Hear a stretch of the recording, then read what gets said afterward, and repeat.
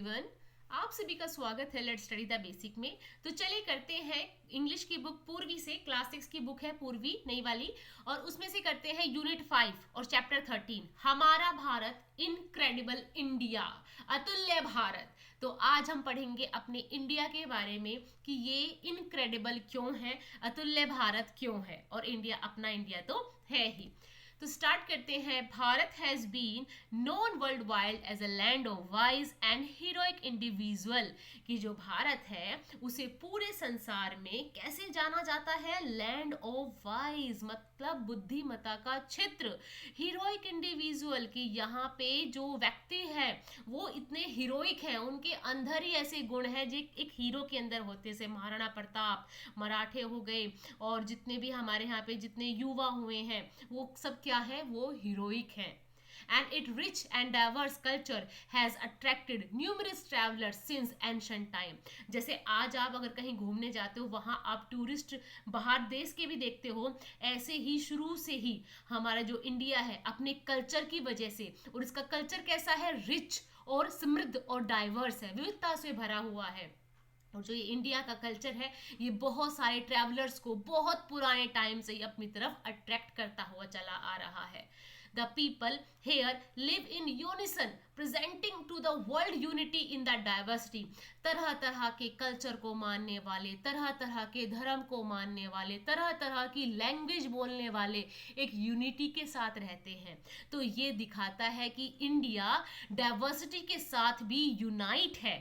Bharat is a land rich with reverse, lake and high mountains. और जो भारत है वो ऐसा जगह है, वो ऐसा लैंड है जहाँ पे इतने सारे रिवर्स हैं, लेक हैं, आपको माउंटेन्स देखने को मिलेंगे। अगर आप नॉर्थ साइड में जाते हो तो आपको हिमालयाज देखने को मिलते हैं, अगर आप वहीं वेस्ट में जाते हो तो आपको थार मरुस्थल देखने को मिलते हैं, वहीं आप ईस्ट में जाते हैं तो आपको नदियाँ, पहाड़ और सबसे ज़्यादा बारिश वाली जगह देखने को मिलती है।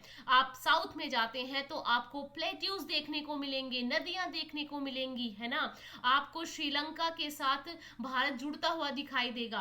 उसके बाद आपको यहाँ पे भी समुद्र दिख रहा है, यहाँ पे भी समुद्र दिख रहा है, मतलब तीनों तरफ से भारत एक तरीके से पानी से घिरा हुआ है, रिच डाइवर्स है, और सब कुछ है यहाँ पे। फॉरेस्ट भी है, माउंटेन्स भी हैं, लेक भी है, सब कुछ है।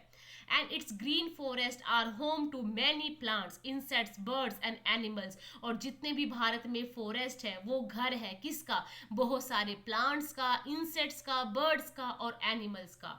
And all these elements ensure that Bharat prosperous and is respected globally. और जो ये सारे एलिमेंट्स हैं ये मिलके क्या बनाते हैं, भारत को एक रिस्पेक्टेड और प्रॉस्परस बनाते हैं, समृद्ध बनाते हैं।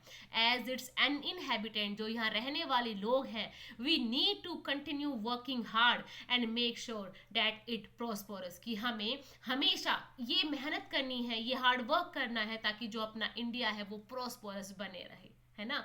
तो चलिए कुछ क्वेश्चन देख लेते हैं। What has Bharat always been known for? Bharat को किस चीज के लिए जाना जाता है? So as a land of wise and heroic individual. What is attractive about Bharat? Bharat के लिए अट्रैक्टिव चीज क्या है? So it rich and diverse culture has attracted people across the world. What is special about the fact that the people live here in unison? So it this reflect unity in diversity, की विविधता में भी एकता है, तरह तरह के culture को, language को फॉलो करने वाले लोग भी एक साथ रहते हैं। What geographical features does the passage mention? तो जो ये पैसेज है इसमें कौन से geographical features को बताया गया है? So different geographical features like a land rich with rivers, lake, high mountains are mentioned in the passage. It green forests are the home to many plants, insects, birds and animals. What is the advice given to everyone? सभी को क्या advice दी जाती है? So the advice is that we need to continue working hard and make sure that our country Bharat prospers further, कि हमें मेहनत करने की, ऐसे ही मेहनत करने की बहुत ज़रूरत है ताकि जो हमारा इंडिया है वो आगे भी ऐसे ही समृद्ध रहे। अब आपको AEIOU मतलब वॉवल्स का यूज करके कुछ चीजों को कंप्लीट करना है। We like to decorate our homes with our folk art. ठीक है, इसमें क्या आ जाएगा, folk art. Our culture consist our ideas, custom, tradition, है ना, traditions, values, art and languages. तो हमने आप पीछे देखा था कल्चर, है ना, our culture, ancient time culture. तो इसमें क्या आ जाएगा, URE, culture. All of us celebrate our festival, FESTIVALS, festivals together. We tell stories to our children to teach them about our culture, history and legends. We have our own languages to talk to each other. तो अब आपको इसमें AEIOU का use करके इनको fill करना है। Next आ जाता है, so are you ready to meet your friends from all over the country. अब आप एक एक करके कंट्री में, हर एक कंट्री में जो आपके फ्रेंड्स हैं उनसे मिलने की कोशिश करेंगे या उनसे मिलेंगे। The teacher asked the student sitting in the big hall. अब एक बिग हॉल में बच्चे बैठे हुए हैं, टीचर बैठी हुई है। Yes was the loud answer from the class. Can someone tell me for which program are we here? तो यहाँ पे सभी बच्चे और टीचर्स बैठे हैं, या टीचर पूछ रही है, तो आपको पता है हम किस चीज के लिए यहाँ सभी इकट्ठे हुए हैं। सो यहाँ पे बच्चे कहते हैं एक भारत श्रेष्ठ भारत। तो यहाँ एक प्रोग्राम चल रहा है, कौन सा प्रोग्राम है, एक भारत श्रेष्ठ भारत, और बच्चे बैठे हुए हैं। So please raise your hand to tell me what is all about, the teacher said. अब मैडम ही पूछती है, तो कोई बता सकता है कि ये सब क्या है और इस चीज के बारे में समझा सकता है। So many hands went up and some were jumping to answer. The teacher asked Renu. तो बहुत सारे बच्चे अपने हाथ खड़ा करते हैं, बोलते मैं बताऊंगा, मैं बताऊंगा, मैं बताऊंगी। So with a smile on her face, अब रेनू बताती है खुश होके, it is to known that we all belong to one nation, that is the bond we share। अब रेनू कहती है कि हम एक राष्ट्र में रहते हैं और एक बॉन्ड शेयर करते हैं आपस में, and our unity in diversity make us the most wonderful country in the world। और ये जो विविधता में एकता है, यही हमें पूरे संसार में एक ब्यूटीफुल सी कंट्री बनाता है। अब इसके क्वेश्चन से देखते हैं। सो व्हाट इज एक Bharat Shreshtha Bharat program all about. तो जी प्रोग्राम है, ये किस चीज के लिए है। सो Ek Bharat Shreshtha Bharat programme is an initiative by the government of India aimed at promoting national integrations, fostering a sense of unity among the citizen of India. तो जैसे से और नए बच्चे हमसे जुड़ते जाते हैं, तो उनको भी तो अपने इंडिया के बारे में बताने के लिए कुछ प्रोग्राम रन करने पड़ेंगे। तो ये एक इनिशिएटिव है गवर्नमेंट की तरफ से, ताकि इंडिया में जो नेशनल इंटीग्रेशंस है, जो एकबद्धता है, जो आपस में हम एक दूसरे के साथ रहने की जो हमारी सेंस है, जो यूनिटी है, उसके बारे में पता चले। इसलिए ऐसे प्रोग्राम्स को रन किया जाता है या मनाया जाता है। Why is that programme being conducted. So Ek Bharat Shreshtha Bharat programme aim to celebrate the cultural diversity of country and to enhance mutual understanding and bonding among the people of different state and union territories. अब इसका part 2 है। The teacher smiled at her as everyone clapped. Just then Bala pointed out, look, the video has started. The big screen now had little windows, each with a smiling child. Each child had। अब देखो, अब क्या होता है, बाला उठता है, बाला कहता है देखो वीडियो स्टार्ट हो गई है, और एक बिग स्क्रीन पे छोटे छोटे बच्चे विंडोज में बैठे हुए हैं और वो हंस रहे हैं, और हर एक बच्चे के पास शेयर करने के लिए कुछ ना कुछ है। प्रणाम, I am Akanksha from Uttarakhand. तो एक बच्ची बोलती है कि मेरा नाम आकांक्षा है और मैं उत्तराखंड से हूँ। I am going to tell you about Aipan. Aipan, ये किसके बारे में बता रही है, एपन के बारे में बता रही है। Our folk art that we draw on family functions and festivals at is done with white rice flour paste on brick red wall coloured with geru. अब देखो, आप ये ड्राइंग देख रहे हैं, तो ये बता रही है कि चावल के आटे में ईंट का जो बुरादा सा होता है, मतलब जो ब्रिक रेड वॉल कलर होता है, गेरू जिसको बोलते हैं, उसको मिक्स करके एक ऐसा पैटर्न बनाया जाता है, रंगोली सी बनाई जाती है। And it is made on floor and wall of puja room. और इसको कहाँ बनाया जाता है, या तो दीवारों पे, या पे जहाँ पे पूजा रूम है वहां बनाया जाता है, outside the main door of the home. It is an art from made by the women in the family. उसे कौन बनाता है, जो घर की औरतें हैं वो बनाते हैं। आप देखो देखो कैसे ये व्हाइट चावल का आटा है और ये जो अंदर आप रेड देख रहे हो कलर, ये गेरू है, ठीक है। और इसे देखो कितना अच्छा कहीं ओम बना रखा है, कहीं रंगोली के पैटर्न बना रखे हैं, तो ऐसा ये बनाते हैं।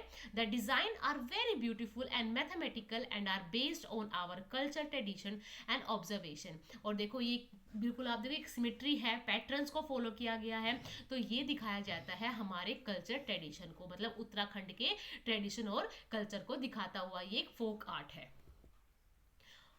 नेचर, सुप्रभात, I am Priyanjana from Odisha. अब ये ओडिशा से है। So my tribe practices are 4000 years old metal craft name Dhokra. अब यहाँ पे ये मेटल क्राफ्ट करते हैं जिसको ढोकरा बोलते हैं, और ये कहाँ के हैं, ये ओडिशा की आर्ट है। To begin we make a figure with clay and dry it and cover it with a layer of wax, then we carve the fine detail on the wax. After that we cover the figure with clay and put it in the fire. The wax melted and comes out of small opening. अभी क्या करते हैं, एक छोटे से मतलब wax का एक डिब्बा होता है, वैक्स का जगह एक क्ले होती है, और उसको क्ले को शेप देके ऐसा, मतलब जो क्ले होते हैं वो अंदर से होलो होती है, ठीक है, और उसको वैक्स उसमें भर देते हैं। बाद में ये बिल्कुल ऐसा शेप ले लेता है, मतलब ऐसा शेप हो जाता है, उसको निकाल के उसको कलर कर देते हैं। थोड़ी देर के लिए उसको उसको फायर में भी उसको रखते हैं ताकि वो और स्ट्रॉन्ग हो जाए, फिर बाद में उसमें कलर वलर करके उसको ऐसा शेप दे देते हैं। The wax melted and comes out of small opening. Next brass scrap is melted and poured into the empty space. मैंने कहा ना जो वो जो वैक्स होती है वो अंदर से खोखली होती है, उसके अंदर इसको भर देते हैं इस मेटल को, और फिर ऐसी शेप में एक हाथी या कुछ भी जो बनाना चाहते हैं वो बन के आ जाता है। The liquid metal take the same shape as the wax. और जो उसके अंदर खाली जगह है वो सेम ऐसी ही जैसे वैक्स में जहाँ भी खाली जगह होती है ना, वो मेटल वहीं जाके वो स्पेस ले लेता है वो लिक्विड, और सेम ऐसी ही कार्विंग होके आ जाती है। Finally, we remove the outer layer of the clay and finish the metal figure as we want. और फिर उसके देखो मतलब एक क्ले है, ठीक है, क्ले को किसी भी चीज़ का मोल्ड दे दिया, उसके अंदर फिर मेटल को भर दिया, उस मेटल ने जहाँ भी खाली जगह थी उसको लेके, और फिर बाद में उस क्ले को ऊपर से आउटर शेल को हटा देते हैं और हमारे पास वो फिगर बन के आ जाती है। Suprabhatam, I am Chitra from Kerala. अब केरला की क्या आर्ट है, ये कोकोनट शेल क्राफ्ट। ये कोकोनट के जो शेल होते हैं उसे कुछ ना कुछ बना देते हैं। I want to tell you about coconut shell craft. First we clean the outside and inside of a brown coconut shell. जो कोकोनट होता है, जो ब्राउन शेल होता है ना कोकोनट का, नारियल का हार्ड होता है जो पार्ट, उसको बाहर से भीतर से साफ कर लेते हैं। After that we make it smooth by using sand paper और अ मशीन। फिर उसको बिल्कुल ऐसे शार्प कर लेते हैं। आप देखो शाइन इसके उसको बिल्कुल जो टेढ़ा मेढ़ा ऊपर नीचे होता है ना, उसको बिल्कुल साफ कर लेते हैं, इवन उसकी जो स्मूथनेस कर लेते हैं उसकी सरफेस को। Then we give it the shape we want, और फिर हम उसको जैसी हम शेप देना चाहते हैं शेप दे देते हैं। And make it stable bye fixing a base under. देखो अब ये सेल है, अब इसको ऐसे रखेंगे तो गिर जाएगा, तो इसके नीचे कुछ शेप इसको स्टेबल करने के लिए कुछ चीज़ लगा देते ताकि ये वहीं पे फिक्स रह जाए। And at last we polish it using wood polish to make it shine. अब देखो ये खाली शेल था, फिर इसको पॉलिश कर दिया तो ये क्या हो गया, बिल्कुल एक शाइनिंग ऑब्जेक्ट बन गया। We make household things like bowls and even jewelry from the coconut shell. It is a biodegradable craft. अब मतलब ये biodegradable क्या होता है कि अगर इसको आप फेंक भी दोगे तो ये नेचर को हार्म नहीं करेगा, ठीक है, कुछ टाइम बाद मिट्टी में मिल जाएगा और वापस से ये क्या हो जाएगा, एनवायरमेंट का ही पार्ट हो जाएगा। तो ऐसे ये कोकोनट के शेल से क्या बनाते हैं, बहुत सारे बॉल्स बना लेते हैं, ज्वेलरी बॉक्स बना लेते हैं, बहुत सारी चीज़ें बनाते हैं। तो ये कहाँ की आर्ट है, केरला की। सुधोयम, I am Bala Murali from Andhra Pradesh. अब ये बाला मुरली है, कहाँ से है, आंध्र प्रदेश से है। I want to tell you about the 400 years old art of making toy in my village Kondapalli. अभी देखो ये क्या है, आर्ट है आंध्र प्रदेश की Kondapalli. To make the toy we take soft wood from the near by hill. मतलब यहाँ पे ये लकड़ी से छोटे छोटे ऐसे टॉयज बनाते हैं। After that we carve each part of the toy separately.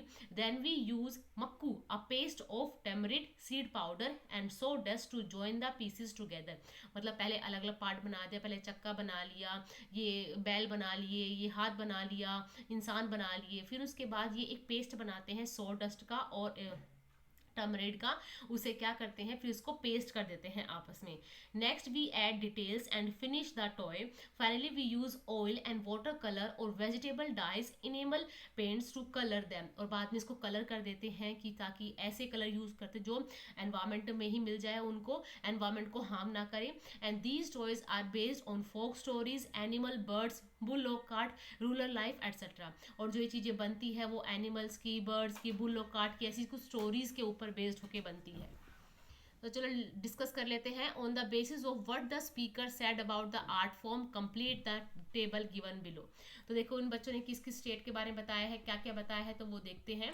सो यहाँ पे है कांशा ने बताया था उत्तराखंड के बारे में. ये आर्ट है आइपन, व्हाइट राइस फ्लोर पेस्ट और गेरू से बनती है. प्रियरंजना ने ओडिशा से है. ढोकरा बताया, clay, brass, scrap, wax, fire है.